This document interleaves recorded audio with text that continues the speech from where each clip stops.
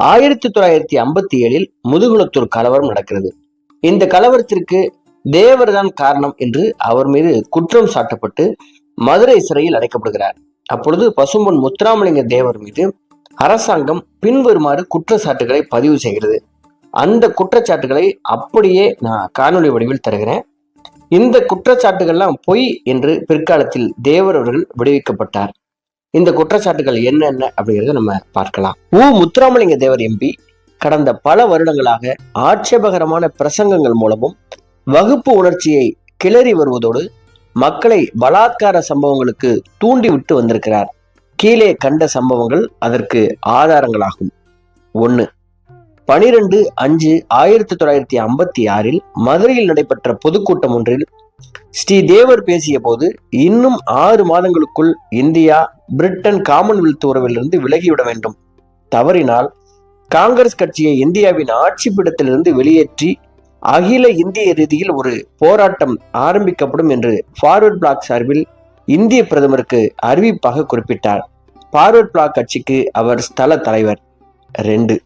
17/4/1957 அவர் சாயல்குடியில் நடைபெற்ற பொதுக்கூட்டத்தில் பேசிய போது நெறி தவறிய வியாபாரத்தின் மூலம் நாடார்கள் பெரும் பணக்காரர்கள் ஆகிவிட்டார்கள். பொதுமக்கள் யாரும் நாடார்களோடு எவ்வித வர்த்தக தொடர்பும் வைத்துக் கொள்ள வேண்டாம். அவர்களது கடைகளில் சாமான்கள் வாங்குவதையும் நிறுத்திவிடுங்கள். கடந்த ஜூலை மாத கடைசியில் விருதுநகரில் ஒரு சதி உருவாகி இருக்கிறது. நாடார் இன தலைவர்கள் ரகசியமாக கூடி அக்கூட்டத்தில் அரிஜனங்களின் ஒரு பகுதியினரை கூட்டிக் கொண்டு போய் அவர்களை மறவர்களோடு மோதும்படி போதித்திருக்கிறார் என்று குறிப்பிட்டார். 3. 1957 ஜூன் 14 அபிராமம் பொதுக்கூட்டத்தில் பேசுகையில், தவறான முறைகள் மூலம் எனக்கு எதிராக போலீஸ் எதுவும் செய்தால் போலீசார் செய்யும் முறைகளின்படியே அவர்களுக்கு பதில் அளிக்கப்படும் என்று போலீஸ் அதிகாரிகளை எச்சரித்தார். 4. 1957 ஜூன் மாதம் 10 திருபுவனம் புதூரில் நடந்த ஒரு பொதுக்கூட்டத்தில் பேசும்போது, எனது தொகுதியில் எனக்கு செல்வாக்கு இல்லை என்று காட்டுவதற்காக காங்கிரஸ்காரர்கள் பொறுக்க முடியாத பல அக்கிரம வழிகளை கையாளுகிறார்கள். அந்த அக்கிரமங்கள் அளவுக்கு மீறி வருமானால் காஷ்மீருக்கு பதிலாக முதுகுளத்தூரிலே ஒரு 3வது உலகப் போரை தொடங்க நான் தயாராக நேரும் என்று பயமுறுத்தி பேசினார். சமீபத்தில் முதுகுளத்தூர் தாலுகாவில் ஹரிஜனங்களுக்கும் மறவர்களுக்கும் இடையே வளர்ந்தோங்கி வரும் வகுப்பு வளர்ச்சிக்கு அவரின் நடவடிக்கைகளே பொறுப்புகள் என்பதற்கான ஆதாரங்கள் பின்வருமாறு. ஆதாரம் 1. 1957 செப்டம்பர் 10 ராமநாதபுரம் கலெக்டரால் முதுகுளத்தூரில் ஒரு சமாதான மாநாடு கூட்டப்பட்டது. அக்கூட்டத்தில் அரிஜனங்கள் சார்பில் ஸ்ரீ இம்மானுவேல் பேசினார். தமக்கு சமமாக இம்மானுவேல் என்பவர் அரிஜனங்களுக்காக பேசுவது கேவலம் என்ற முறையில் குறிப்பிட்ட தேவர், மாநாடு முடிந்து வெளியே வந்து இம்மானுவேலை இவ்வளவு முக்கியத்துவம் பெற எப்படி அனுமதித்தீர்கள் என்றும், எனக்கு ஏற்பட்ட இந்த அவமானத்திற்கு என்ன செய்ய போகிறீர்கள் என்றும் தம்மை பின்பற்றுவோரை பார்த்து கேட்டார். மறுநாள் அவரை பின்பற்றும் ஒரு பகுதி தேவர்களால் திரு இம்மானுவேல் கொலை செய்யப்பட்டு விட்டார். கொலை செய்தவர்களில் ஒருவர் கொலை செய்யும் போது தேவரை எப்படி எதிர்த்து பேசலாம் என்று கேட்டுக்கொண்டே கொன்றார். ஆதாரம் 2. செப்டம்பர் 16 வடக்கம்பட்டியில் ஒரு பொதுக்கூட்டம் நடந்தது. அதில் பேசிய திரு தேவர், முதுகுளத்தூர் பரமக்குடி பகுதிகளில் வகுப்பு கலவரம் மூடுவதற்கான உணர்ச்சிகள் வேகப்பட்டு வருவதாக குறிப்பிட்டதோடு, காங்கிரஸ்காரர்கள் சண்டையிடுவதற்கு தவறான இடத்தை தேர்ந்தெடுத்திருக்கிறார்கள் என்றும், அப்பகுதி மக்கள் மாவீரம் கொண்டவர்கள், பிரிட்டன் ஆட்சியின் ஆரம்ப காலத்திலேயே அவ்வாட்சியின் துப்பாக்கி குண்டுகளுக்கு பயப்படாமல் எதிர்த்து நின்றவர்கள் என்றும், அப்பகுதி மக்கள் போலீஸுக்கோ விசேஷ போலீஸ் காங்கிரஸ்காரர்கள் இராணுவத்திற்கோ பயப்பட தேவையில்லை என்றும், நிலைமையை அடக்க பலாத்காரம் மூலமே சர்க்காருக்கு பதில் அளிக்கப்படும் என்றும், இந்த நாட்டில் தர்மத்தை நிலைநாட்டுவதற்காக மக்கள் ஆயுதம் ஏந்த தயங்க வேண்டாம் என்றும் உள்நாட்டு போரை நடத்தும்படியும் பேசினார். ஆதாரம் 3. செப்டம்பர் 16 வடக்கம்பட்டியில் கொலை ஆயுத போராட்டம், வேல்கம்பு தாக்குதல் போன்ற நடவடிக்கைகள் பெருத்த அளவில் நடைபெற்றன. முதுகுளத்தூர், பரமக்குடி, சிவகங்கை, அருப்புக்கோட்டை தாலுகாவை சேர்ந்த கீழ்காணும் கிராமங்களில் நடந்த சம்பவங்கள் வருமாறு. சம்பவம் 1. செப்டம்பர் 17 1000 பேர் கொண்ட ஆயுதம் தாங்கிய மறவர் கூட்டம் ஒன்று புத்தம்பல் கிராம அரிஜன வீடுகளுக்கு தீயிட்டு வீராம்பல் கிராமத்துக்கு அணிவகுத்து போய் அங்கே பாதுகாப்புக்காக இருந்த ஒரு எஸ்ஏபி போலீஸை தாக்கியது. போலீசார் தற்காப்பு துப்பாக்கி பிரயோகம் செய்ததில் மறவர்கள் 2 காயம், சிலர் மடிந்தனர். 72 பேர் கைது செய்யப்பட்டு ஏராளமான ஆயுதங்கள் கைப்பற்றப்பட்டன. சம்பவம் 2. செப்டம்பர் 18 மாலை 4 மணி சுமாருக்கு மறவர் கூட்டம் ஒன்று தாத்தாக்குடி கிராமம் அரிஜனங்களின் வீடுகளுக்கு தீயிட்டது. சம்பவம் 3.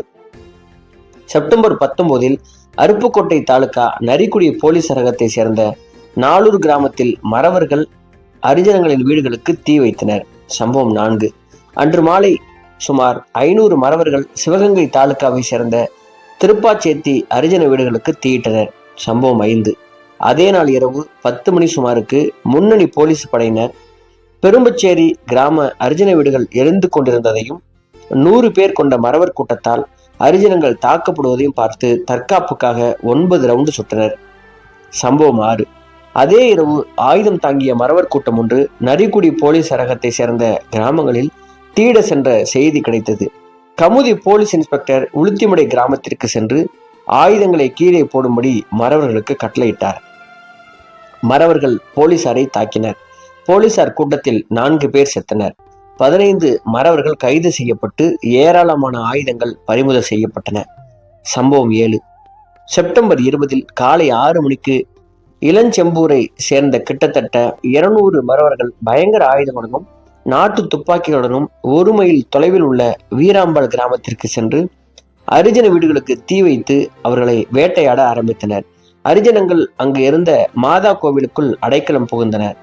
மறவர்கள் மாதா கோயில் ஜன்னல்களை உடைத்து தீ வைத்து 3 கொன்று 36 பேர்களை காயப்படுத்தி விட்டனர்.